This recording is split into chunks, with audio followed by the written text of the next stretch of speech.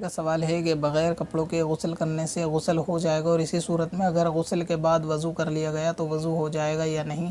تو بغیر کپڑوں کے غسل کرنے سے غسل ہو جائے گا، بلکہ غسل کیا ہی کپڑے اتار کر جاتا ہے، کپڑے پہن کر غسل نہیں کیا جاتا۔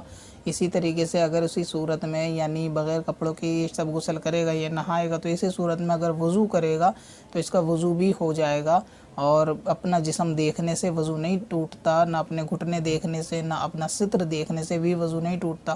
تو اسی صورت میں اس کا غسل بھی ہو جائے گا اور وضو بھی۔ غسل کے تعلق سے لوگوں کے اندر یہ غلط فہمی ہے کہ اگر یہ شخص کسی کے سامنے کھلے آسمان کے نیچے اگر نہاتا ہے، یعنی اس کے سر پہ چھت نہ ہو اور یہ ننگا نہائے، تو اس کا غسل نہیں ہوتا کہ آسمان سے پردہ ہے۔ تو ایسا کچھ نہیں ہے، یہ عوام کی بنائی ہوئی باتیں ہیں۔ اگر کھلے آسمان کے نیچے بھی اگر کوئی غسل کرے گا تو غسل ہو جائے گا۔ غسل میں لحاظ اس چیز کا چاہیے کہ ستر دوسرے کے سامنے نہ کھلا ہو، یعنی اگر چاروں طرف سے یہ بند ہے، پردہ ہے، اور پردے کی جگہ اس کی چھپی ہوئی ہے، تو ایسی صورت میں اگر آسمان کھلا ہے تو بھی غسل ہو جائے گا، اور بغیر کپڑوں کے یہ نہائے گا تو غسل بھی ہو جائے گا، اور اسی صورت میں وضو بھی ہو جائے گا۔ اور بغیر کپڑوں کے وضو کے بعد یہ اپنا جسم دیکھ لے اگر کپڑے پہننے سے پہلے، اور دکھ ہی جائے گا اکثر، تو ایسی صورت میں وضو پہ کوئی فرق نہیں آتا اور اس سے وضو نہیں ٹوٹتا۔ لیکن یہ عوام کی غلط فہمی ہے کہ شاید اس سے وضو ٹوٹ جاتا ہے۔ اور یہ کہ ناپاک آدمی بھی اگر کوئی پاک کپڑے، صاف کپڑے پہن لے تو اس پہ بھی، ان کپڑوں کے اوپر بھی کوئی فرق نہیں پڑتا۔ ناپاک آدمی، بہت سے لوگ یہ سمجھتے ہیں کہ غسل کرنے کے بعد اتارے ہوئے اگر میلے کپڑے پہن لیں گے تو اس سے بھی آدمی ناپاک ہو جائے گا، تو ایسا بھی نہیں ہے۔ تو اس سے غسل کا کوئی معاملہ نہیں ہے، یعنی واجب ہونے کا کوئی معاملہ نہیں ہے۔ آدمی اگر ایک بار غسل کر کے پاک ہو جائے تو نہ اس کا پرانے اور میلے کپڑے پہننے سے دوبارہ غسل کرنے کی ضرورت ہے، نہ اسے ناپاک کپڑے پہننے کے بعد غسل کرنے کی ضرورت ہے۔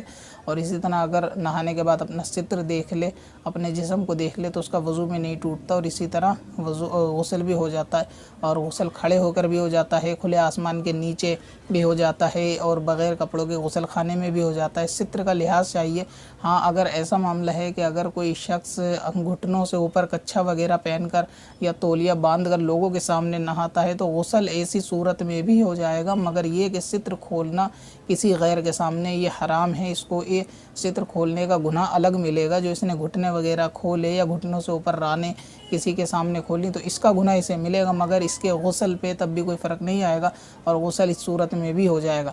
اور ایک بات اور ہے کہ اگر بالفرض، معاذ اللہ ایسا ہے نہیں، لیکن اگر بالفرض کوئی شخص پورا برہنہ یعنی پوری طرح ننگا ہو کر بھی کسی کے سامنے نہائے گا اور غسل کرے گا تو فی نفس ہی غسل اس کا تب بھی ہو جائے گا، پاک وہ تب بھی ہو جائے گا، مگر یہ ستر کھولنے کا گناہ اس شخص کو الگ ملے گا، اور اس سے غسل کے اوپر کوئی اثر نہیں پڑے گا۔